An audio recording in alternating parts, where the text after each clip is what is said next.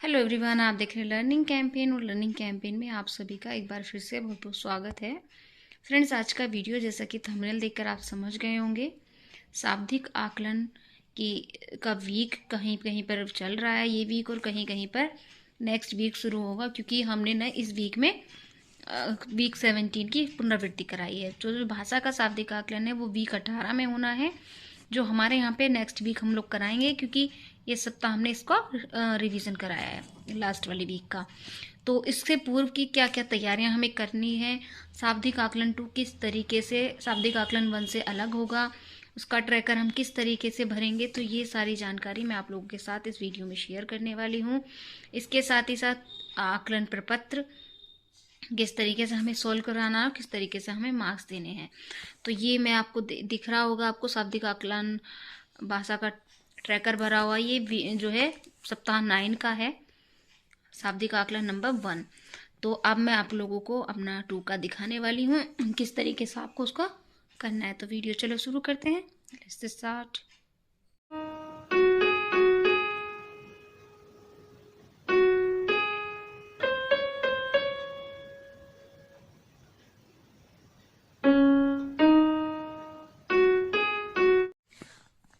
So friends, शाब्दिक आकलन सप्ताह 18 में भाषा का शाब्दिक आकलन किस तरीके से करना है उस पर हम थोड़ा सा डिस्कस कर लेते हैं। बच्चे के सीखने सिखाने की प्रक्रिया में अब हम शाब्दिक आकलन करेंगे। इसके द्वारा हम यह पता लगाएंगे कि बच्चे को सीखने में कहाँ और किस प्रकार की कठिनाई हो रही है। इसका पता लगाने के लिए हम आवश्यकता के अनुसार शिक्षण रणनीतियाँ बनाएंगे, बच्चे को लक्षित दक्षताएं प्राप्त करने के अवसर देंगे। इस सप्ताह हम डिकोडिंग से संबंधित आकलन करेंगे, मौखिक भाषा से संबंधित अध्याय अवलोकन एवं पुनरावृत्ति में इस पर विस्तार से चर्चा की गई है। आइए देखें डिकोडिंग और मौखिक भाषा विकास में इस सप्ताह किन दक्षताओं पर हम कार्य करेंगे। तो जैसा कि आप सब जानते हैं, इससे पहले की वीडियोस में मैंने काफ़ी डिटेल में शाब्दिक आकलन करना आप लोगों को बताया है, तो आई होप आप लोगों को पता होगा। तो उसमें देख लेते हैं कि भाषा में शाब्दिक आकलन 2 तरीके से यानी 2 भागों में होगा। पहला भाग होगा डिकोडिंग का और दूसरा होगा मौखिक भाषा। तो डिकोडिंग में हमें कार्य पुस्तिका के शाब्दिक आकलन प्रपत्र जो मैंने सीख लिया आता है वो इस तरीके से, जैसे ये है, ठीक है, इस तरीके का शाब्दिक आकलन प्रपत्र आता है। इसके द्वारा हमें शाब्दिक आकलन डिकोडिंग का करना है। और मौखिक भाषा विकास में हमें क्या करना है, किसी विषय पर अपने अनुभवों को अपनी भाषा में 2-3 वाक्यों में बता पाएंगे बच्चे, बताना है उनको। किस चित्र को देखकर 1-1 या 2-2 वाक्य में अपनी बात कह पाना।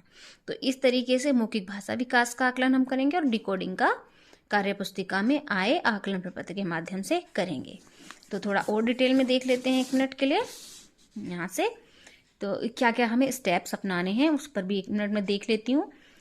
शाब्दिक आकलन प्रपत्र का प्रयोग करते हुए बच्चों के साथ आकलन पर कार्य करें। इस हेतु आप सप्ताह के पहले 2 दिन के तीनों कालांशों का उपयोग आवश्यकता के अनुसार करें। आकलन के परिणामों को संदर्शिका के शाब्दिक आकलन ट्रैकर 2 मीन्स ट्रैकर 2 अब हमें बनाना होगा, जो हमारा 1 था उससे अलग दूसरा बनाना होगा, कि डिकोडिंग वाले कॉलम में भरें और समूह का निर्धारण करें। समूह 1 के बच्चों के नाम पर हम गोला लगाएं। समूह 1 जिन बच्चों के आकलन में 50% से ज़्यादा मार्क्स होंगे या 50% तक आते हैं वो हमारे समूह 1 में आएंगे, और जिन बच्चों के 50% से अधिक मार्क्स आते हैं वो समूह 2 में जाएंगे। यानी 50 तक वाले, जो 50 से कम या 50 वाले होंगे वो समूह 1 में जाएंगे, और जो 50 से ज़्यादा होंगे वो समूह 2 में जाएंगे। तो बच्चों के स्तर अनुसार पुनरावृत्ति की योजनाएं बनाएंगे। पहले हम आकलन कर लेंगे, उसके अनुसार समूह निर्धारण कर लेंगे, और जो थर्ड डे होगा उस दिन फ्रेंड्स हम आगे की कार्य योजनाएं बनाएंगे कि हमें क्या क्या कराना है। और इसके बाद है प्रवृत्ति 8 से 10 दिनों तक दूसरे और तीसरे कालांश में ही हम ये कार्य करेंगे। यानी कुल मिलाकर के भाषा का शाब्दिक आकलन 13 दिन तक चलने वाला है। इसके बाद है शाब्दिक आकलन के बाद शाब्दिक पुनरावृत्ति के पाठ 100 से लेकर 104 पर बच्चों के साथ हम कार्य करेंगे, जिसमें हम शाब्दिक पुनरावृत्ति करवाएंगे। इनके भी अभ्यास पत्रक, जो शाब्दिक पुनरावृत्ति के अभ्यास पत्रक हैं वो भी वर्कबुक में दिए हुए हैं।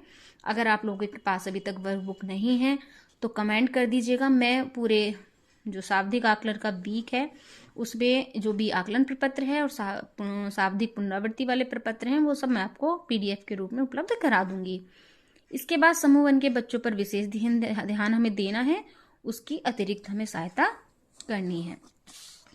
इसके बाद है आकलन में पुनरावृत्ति के चरण। डिकोडिंग संबंधित पुनरावृत्ति का कार्य करने के दिनों में प्रथम कालांश में मौखिक भाषा की दक्षता का आकलन करें। इसके ऊपर दी गई दक्षताओं का अवलोकन तब तक शिक्षण में उपयोग की गई सामग्री और विधियों द्वारा अपने नियमित शिक्षण प्रक्रिया के दौरान करेंगे। अवलोकन के परिणामों को संदर्शिका के शाब्दिक आकलन ट्रैकर 2 के मौखिक भाषा वाले कॉलम में हम भरेंगे। मतलब 2 कॉलम होंगे, वो मैं अभी आपको अपना जो ट्रैकर मैंने बनाया है वो मैं दिखाती हूँ अभी 1 मिनट। उच्च दक्षता प्राप्त करने वाले बच्चों के नाम के आगे हम राइट का चिन्ह लगाएंगे और जिन बच्चों की दक्षता प्राप्त नहीं की है उनके आगे हम इस तरीके से डैश का निशान लगाएंगे। सभी बच्चों के लिए उचित टिप्पणी लिखेंगे जो आपको आगे इनके साथ काम करने में मदद करेगी।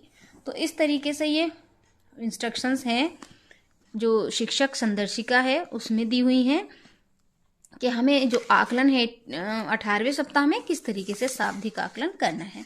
तो फ्रेंड्स इसके बाद हम देख लेते हैं कि इसका जो आकलन हम ट्रैकर 2 है वो हमें किस तरीके से बनाना है। तो मैंने अभी हमारे यहाँ पे, क्योंकि शाब्दिक आकलन अभी शुरू नहीं किया है, हमने सप्ताह 17 का दोहराव किया है इस सप्ताह, तो शाब्दिक आकलन जो हम करेंगे नेक्स्ट वीक करेंगे।